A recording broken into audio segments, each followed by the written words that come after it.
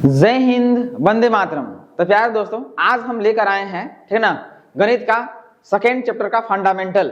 ठीक है ना, तो चलिए फंडामेंटल पहले जानते हैं, ठीक है, कि फंडामेंटल में क्या चीज है। देखिए, सबसे पहले स्टेटमेंट जानना हम लोग को, ठीक है ना, चैप्टर से पहले उस स्टेटमेंट को जानना है कि क्या बोलता है, ठीक है ना। तो देखिए क्या चीज है, यदि ए एक धनात्मक पूर्णांक है, ए क्या है, कोई धनात्मक पूर्णांक है, ए कोई धनात्मक पूर्णांक है और p एक अभाज्य संख्या है। बोलता है कि a कोई धनात्मक पूर्णांक है और, ठीक है ना, p एक अभाज्य संख्या है जो a स्क्वायर को विभाजित करती है। अगर a कोई संख्या तो उसका स्क्वायर को विभाजित करती है तो p जो है केवल a को भी विभाजित करेगी। बात समझ में आ गया। स्टेटमेंट यही बोल रहा है कि यदि a एक धनात्मक पूर्णांक है और p एक अभाज्य संख्या है जो a स्क्वायर को विभाजित करती है तो p जो है केवल a को विभाजित करेगी। मतलब जो है यहाँ पर देखिए, a का जो मान होगा वो हमेशा कोई संख्या जो है एक से बड़ा होना चाहिए। मतलब a का मान जो है एक से बड़ा होना चाहिए। बात समझ में आ गया। चलिए हम आगे बात करते हैं। देखिए यहाँ पर संख्या लिखा हुआ है, कोई संख्या a है, ठीक है ना, उस संख्या का गुणनखंड हम लोग निकालते हैं। देखिए संख्या a है तो उसका गुणनखंड निकालते हैं। मान लिया, देखिए गुणनखंड जो है p1 p2 p3 है और उस संख्या का वर्ग, अगर संख्या a था तो a का वर्ग क्या होगा, a स्क्वायर होगा। बात समझ में आ गया। तो यहाँ जो है देखिए, हम एक यहाँ बोला है कि कोई हमेशा कोई संख्या एक से क्या होना चाहिए, बड़ा, मतलब a ग्रेटर 1। बात समझ में आ गया। तो देखिए यहाँ पर 2 लेते हैं, 2 तो 2 का अगर a बराबर अगर 2 है, माने a कोई संख्या है तो उसका गुणनखंड कितना होगा भाई, अभाज्य गुणनखंड तो 2 ही होगा, ठीक है ना।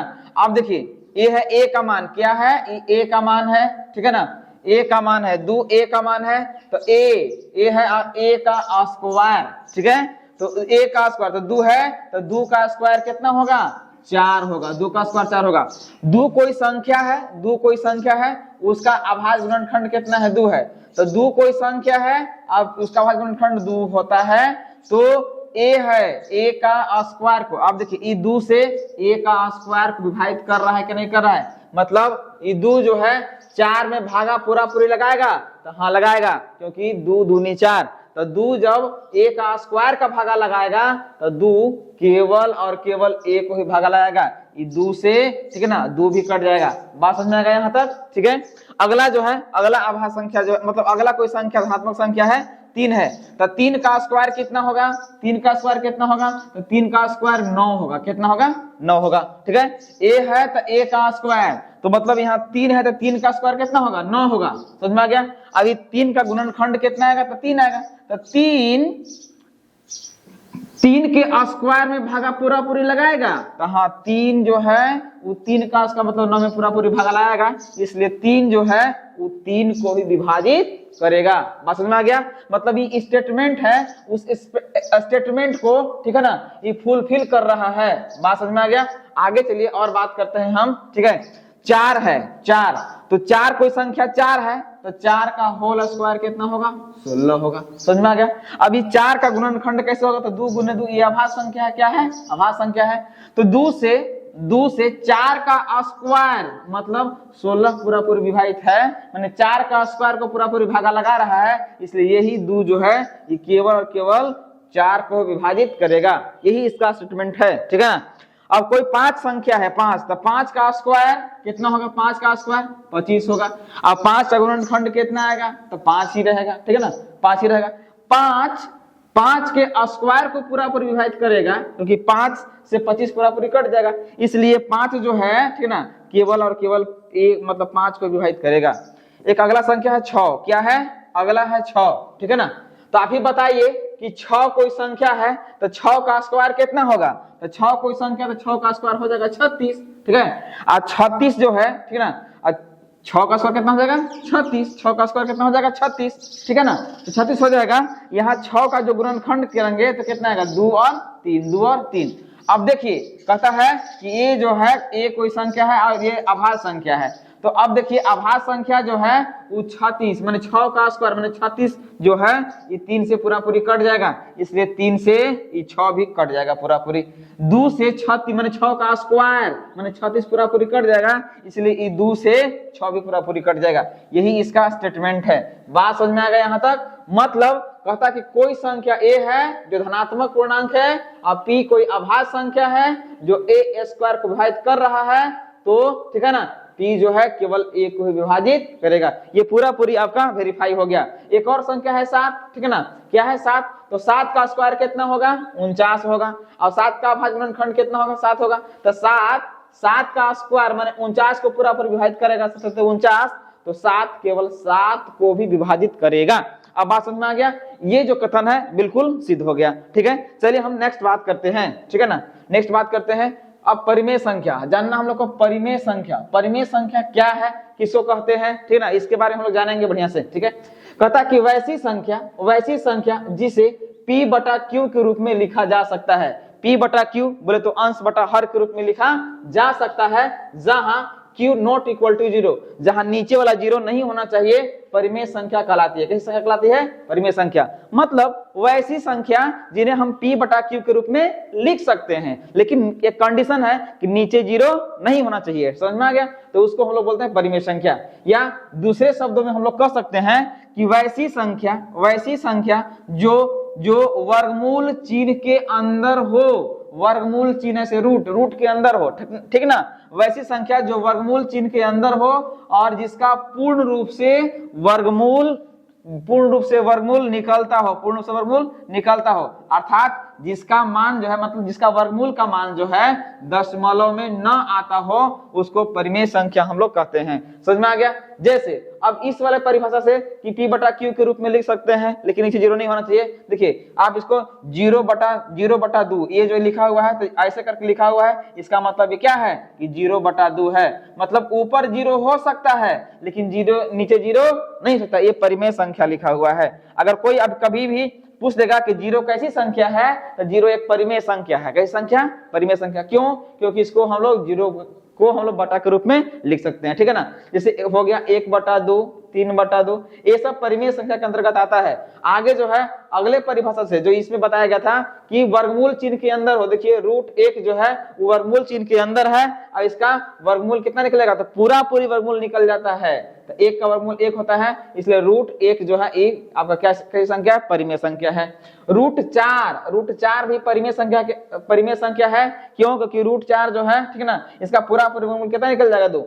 तो वैसी संख्या जिसका पूरा वर्गमूल का मान निकल जाता है ना, ठीक है ना, उसको हम लोग क्या बोलते हैं, परिमेय संख्या। अब बात समझ में आ गया। चलिए हम लोग नेक्स्ट बात करते हैं। ठीक है, नेक्स्ट इसको बात करते हैं। अब कहता कि अपरिमेय संख्या जिसको इरेशनल नंबर कहते हैं, अपरिमेय को रेशनल नंबर बोलते हैं। ठीक है, तो अपरिमेय संख्या किसको कहते हैं, ठीक है ना, तो वैसी संख्या जो वर्गमूल चिन्ह के अंदर हो, वर्गमूल चिन्ह के अंदर हो। कोई संख्या है जो वर्गमूल चिन्ह के अंदर है, तो वैसी संख्या जो वर्गमूल चिन्ह के अंदर हो और जिसका वर्गमूल का मान जो है दशमलव में आता हो। किस में आता हो, दशमलव में आता हो, उसको हम लोग क्या बोलेंगे, अपरिमेय संख्या बोलेंगे। क्या बोलेंगे, अपरिमेय संख्या। या ऐसे भी कह सकते हैं कि वैसी परिमेय संख्या जिसको हम बटा के रूप में नहीं लिख सकते, उसको हम लोग क्या बोलेंगे, अपरिमेय संख्या बोलेंगे। देखिए यहाँ √2 दिया हुआ है, क्या दिया हुआ है, √2, और √2 का अगर पूरा वर्गमूल निकालेंगे तो नहीं निकल पाएगा, इसको पॉइंट आने लगेगा। समझ में आ गया। तो जो वर्गमूल चिन्ह के अंदर है, वर्गमूल चिन्ह के अंदर है और जिसका वर्गमूल का मान दशमलव में आने लगता है, वो अपरिमेय संख्या। कैसी संख्या, अपरिमेय संख्या। ठीक है ना, जैसे √3 है, तो √3 का जो मान आता है 1.73 और डॉट और भी आता है। मतलब जो 3 का पूरा वर्गमूल नहीं निकल पा रहा है, मतलब इसका जो है वर्गमूल का मान दशमलव में आ रहा है, इसीलिए यह कैसी संख्या है, अपरिमेय संख्या। अब बात समझ में आ गया, यहाँ तक परिमेय संख्या और अपरिमेय संख्या समझ में आ गया। नेक्स्ट हम बात करते हैं। ठीक है ना, नेक्स्ट कहता है यहाँ पर, ठीक है ना, कि परिमेय संख्या का मानक रूप। मानक रूप किसको कहेंगे हम लोग, ठीक है ना, परिमेय संख्या का मानक रूप, परिमेय संख्या का मानक रूप। ठीक है, एक परिमेय संख्या p बटा q, जहां q नॉट इक्वल टू 0 को मानक रूप में कहा जाता है यदि p और q में एक को छोड़कर कोई दूसरा अवनिष्ठ गुणनखंड नहीं हो। कहता है कि p, देखिए परिमेय संख्या का मानक रूप किसको कहेंगे, तो मानक रूप उसको कहेंगे जो दोनों में एक के अलावा कोई दूसरा गुणनखंड नहीं होता, मतलब जो अंश और हर केवल एक से कटता हो। ठीक है ना, उसको हम लोग बोलेंगे ना परिमेय संख्या का मानक रूप, स्टैंडर्ड फॉर्म बोलेंगे हम लोग। समझ में आ गया। जैसे देखिए यहाँ पर 4/6 है, 4/6, तो इसमें अभी भागा लग सकता है, ठीक है ना। तो कितना चलेगा भाई, तो 2 दूनी 4 और 2 तिहाई 6, ठीक है ना। अभी 2 बटा कितना आ गया, 3, 2/3। तो जो 2/3 है, ठीक ना, जो 2/3 है यहाँ पे, अब देखिए, अब 2 और 3 कितना से कटेगा, तो अब 2 भी 1 से कटेगा और 3 भी 1 से ही कटेगा, मतलब ये दोनों में 1 के अलावा कोई दूसरा गुणनखंड नहीं है, ठीक है ना। तो अब ये वाला जो है ये मानक रूप कहलाएगा, क्या कहलाएगा, मानक रूप। अगला जो था वो 4/12, 4/12। अब देखिए इसमें जो 2 से भी कट सकता है और 6 से भी कट सकता है, तो ये परिमेय संख्या तो है। क्यों परिमेय संख्या है, क्योंकि बटा के रूप में तो परिमेय संख्या है, लेकिन मानक रूप में नहीं है, इसका स्टैंडर्ड फॉर्म में नहीं है, क्योंकि ये 1 के अलावा कोई और इसको विभाजित कर रहा है। चलिए इसको करके देखते हैं। तो 4 एकम 4, ठीक है ना, 4 की 12। अब जो है ये 1/3, अब ये 1/3 में, ये 1/3 में 1 भी 1 से कटेगा, 3 भी 1 से कटेगा, मतलब अब जो है दोनों संख्याएं केवल और केवल 1 से विभाजित होगी, तो ये जो हो गया परिमेय संख्या का मानक रूप कहलाएगा। बात समझ में आ गया। मतलब कोई भी परिमेय संख्या मानक रूप में तब कहलाएगा जब अंश और हर केवल और केवल 1 से कटता है, विभाजित होता है। बात समझ में आ गया। नेक्स्ट हम बात करते हैं, ठीक है ना, परिमेय संख्याओं। देखिए कहता है कि परिमेय संख्याओं के साथ संक्रिया, परिमेय संख्याओं के साथ संक्रिया, ये जो है आपको 9वीं क्लास में ही पढ़ना था और यहाँ भी आपको जानना है। बात समझ में आ गया, ठीक है। ये पहला जो पॉइंट है वो क्या कहता है कि परिमेय और परिमेय, मतलब परिमेय जोड़ परिमेय। देखिए परिमेय जोड़ का चिन्ह है परिमेय, मतलब 2 को परिमेय संख्या को जोड़ा जाए तो ठीक है ना, तो बराबर में क्या आता है, परिमेय संख्या ही आता है। 2 परिमेय संख्या का जोड़ हमेशा क्या होता है, परिमेय संख्या। अगर पूछेगा कि 2 परिमेय संख्या का जोड़ क्या होता है, तो परिमेय संख्या ही होता है। जैसे 3 परिमेय संख्या है और 2 भी परिमेय संख्या है, मतलब 3/1, अब बटा के रूप में लिख सकते हैं। तो ये परिमेय 2 परिमेय संख्या का जोड़ क्या आएगा, परिमेय। तो 3 और 2 कितना हो जाएगा, 5, ये भी परिमेय संख्या, क्योंकि इसको भी हम लोग लिख सकते हैं 3/1, 2/1, तो जोड़ने के बाद कितना आएगा, 5/1 आ जाएगा। तो ये जो है 2 परिमेय संख्या का जोड़ क्या होगा, परिमेय संख्या होगा। इसी प्रकार से, ठीक है ना, 2 परिमेय संख्या का, देखिए 2 परिमेय संख्या का घटाव, ये घटाव यहाँ कर दिया गया है, ठीक है ना, 2 परिमेय संख्या घटाव यहाँ, हालांकि दूसरा में होना चाहिए, मिस्टेक से लिखा गया, ठीक है ना। तो ये जो है 2 परिमेय संख्या घटाव परिमेय संख्या, तो 2 परिमेय संख्याओं का घटाव जो है हमेशा परिमेय संख्या होता है, ठीक है ना। जैसे 3 परिमेय संख्या है और 2 परिमेय संख्या है, तो 3 में से 2 घटेगा तो 1, ये भी एक परिमेय संख्या है, मतलब 2 परिमेय संख्या का जोड़ परिमेय संख्या होता है, 2 परिमेय संख्या घटाव परिमेय संख्या होता है। बात समझ में आ गया। अब आते हैं गुना पे, ठीक है ना। तो देखिए परिमेय संख्या गुने परिमेय संख्या, परिमेय संख्या गुने परिमेय संख्या, परिमेय संख्या गुने परिमेय संख्या, तो आता क्या है, परिमेय संख्या, मतलब 2 परिमेय संख्या का गुना क्या होता है, परिमेय संख्या। अगर 3 परिमेय संख्या है और 2 भी परिमेय संख्या है, दोनों को गुना किया जाए तो 6 भी कैसी संख्या, परिमेय संख्या, मतलब 2 परिमेय संख्या का गुना क्या होता है, परिमेय संख्या होता है, ठीक है ना। अब आते हैं भाग पे, ठीक है। परिमेय संख्या भागा परिमेय संख्या, या इस भागा के चिन्ह को हम लोग इस प्रकार से भी लिख सकते हैं, बटा के रूप में, परिमेय संख्या बटा परिमेय संख्या। तो 2 परिमेय संख्या का भाग जो है क्या आता है, परिमेय संख्या आता है। 2 परिमेय संख्या का भाग क्या आता है, परिमेय संख्या।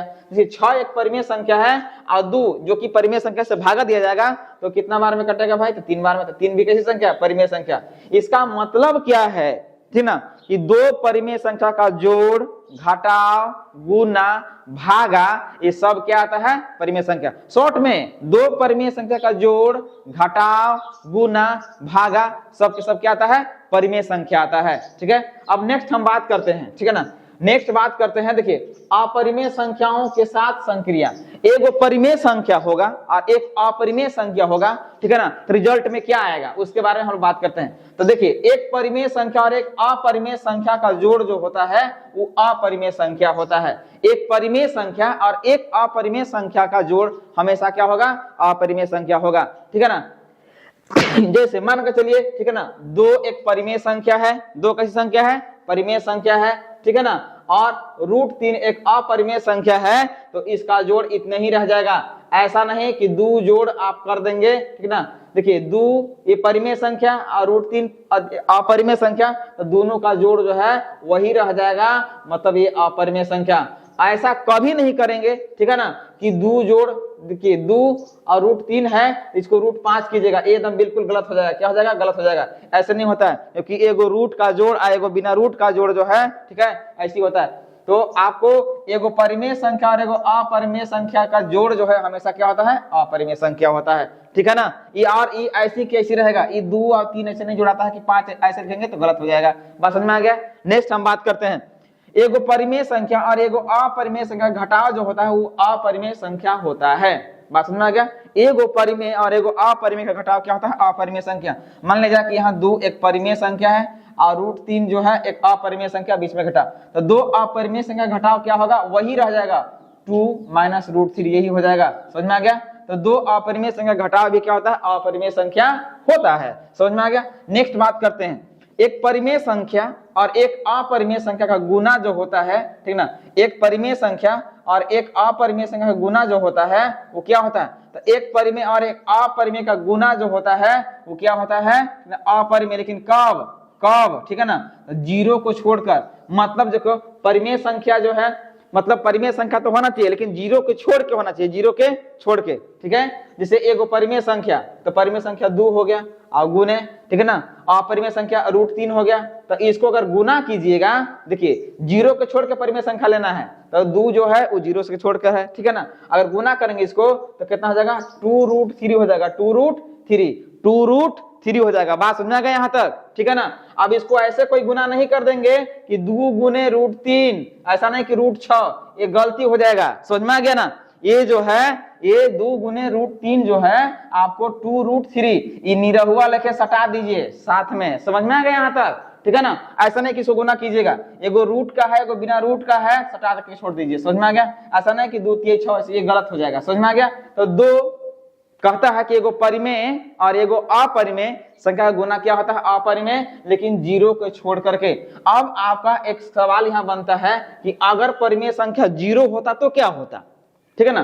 तो परिमेय संख्या 0 से अगर अपरिमेय संख्या में गुना करेंगे तो देखिए 0 जो है किसी भी संख्या में गुना जो करेगा तो क्या करेगा, 0 हो जाएगा। और 0 कैसी संख्या, परिमेय संख्या। इसीलिए यहाँ बोला है कंडीशन छोड़ करके कि 0 को छोड़कर बात करनी है, 0 को छोड़कर बात करनी है। अगर 0 को छोड़कर बात करेंगे तो अपरिमेय आएगा, और कहीं अगर परिमेय संख्या में 0 ले लिए तो फिर गुना करने के बाद क्या देगा, एक परिमेय संख्या दे देगा। समझ में आ गया बात यहाँ तक, ठीक है ना। आगे बात करते हैं, एगो परिमेय संख्या और एगो अपरिमेय संख्या का भाग जो होता है वो हमेशा अपरिमेय होता है। कब, कंडीशन है 0 को छोड़कर। जो परिमेय संख्या हम लेंगे वो 0 को छोड़कर लेंगे, ठीक है ना। जैसे मान के चलिए कि 2, ठीक है ना, अभागा रूट कितना हो जाएगा, √3। तो ये जो है अपरिमेय संख्या, कैसा, अपरिमेय संख्या, कैसा हो जाएगा, अपरिमेय संख्या। लेकिन अगर कोई, ठीक है ना, ले लेता है 0 भागा √3, तो इसका जो कितना आ जाएगा, 0 आ जाएगा। कितना आ जाएगा, 0 आ जाएगा, जो कि परिमेय संख्या। इसीलिए यहाँ कंडीशन लगाया गया कि 0 के छोड़कर परिमेय संख्या लेना है लेकिन 0 को छोड़कर।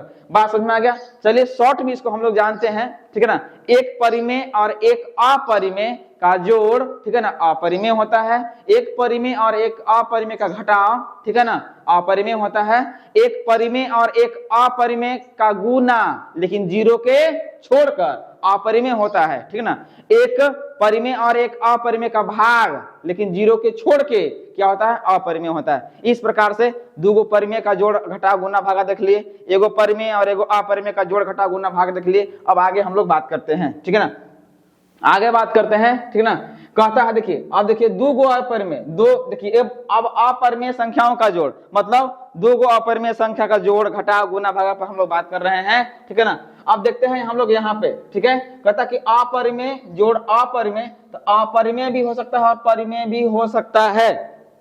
मतलब 2 अपरिमेय का जोड़, ठीक है ना, परिमेय भी हो सकता है और अपरिमेय। तो 2 अपरिमेय का, देखिए 2 अपरिमेय संख्या का, ठीक है ना, जोड़ जो होता है परिमेय भी और अपरिमेय भी। चलिए इस पर हम लोग बात करते हैं, ठीक है ना। 2 अपरिमेय संख्या लेते हैं, ठीक है। तो 2 अपरिमेय संख्या अगर हम लोग लेते हैं, अब उसका कहता है कि जोड़ क्या होता है, अपरिमेय संख्या, ठीक है। तो देखिए 2, ठीक है ना, 2 माइनस √3, ये एक अपरिमेय संख्या है। कैसी है, अपरिमेय संख्या।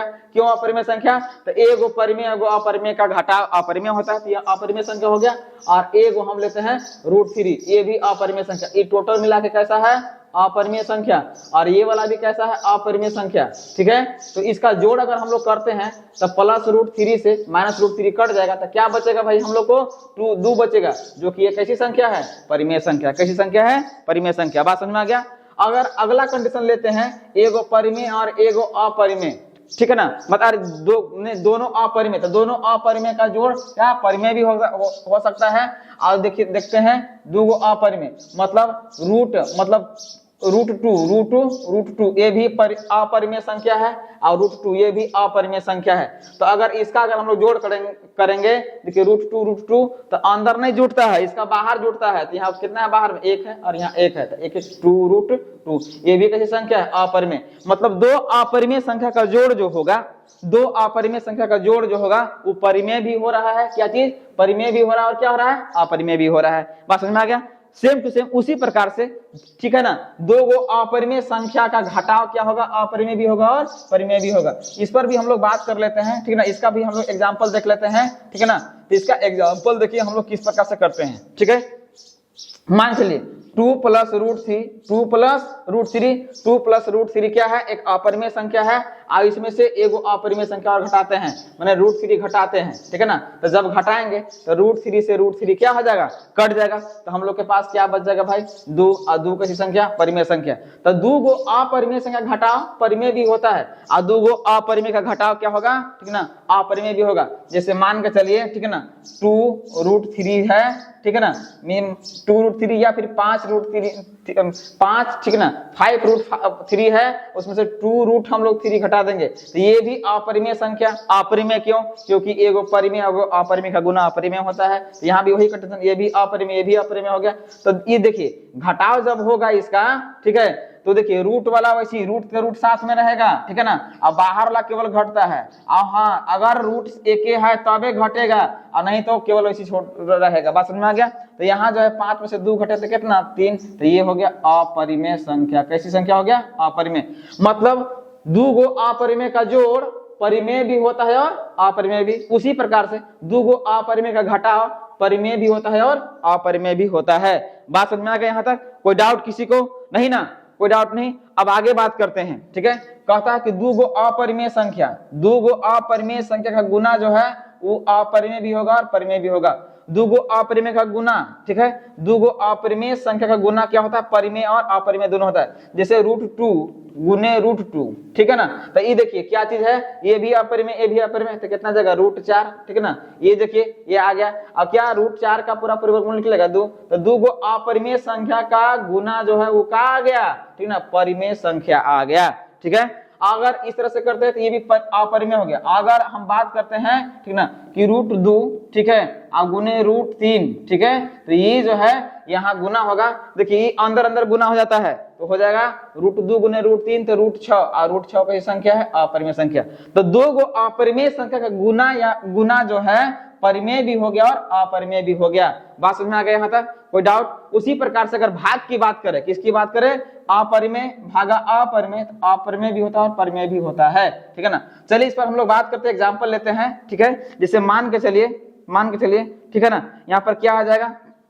तो मान के चलिए यहाँ पर क्या हो जाएगा? तो रूट देखिए हो जाएगा यहाँ पर √15 और √15 में अगर भागा देते हैं यहाँ पर √3 से, ठीक है ना, भागा देते हैं तो कितना बार में आएगा? तो 3 5 15 √5। ये भी अपरिमेय संख्या, ये भी अपरिमेय संख्या, अपरिमेय संख्या और ये भी अपरिमेय संख्या।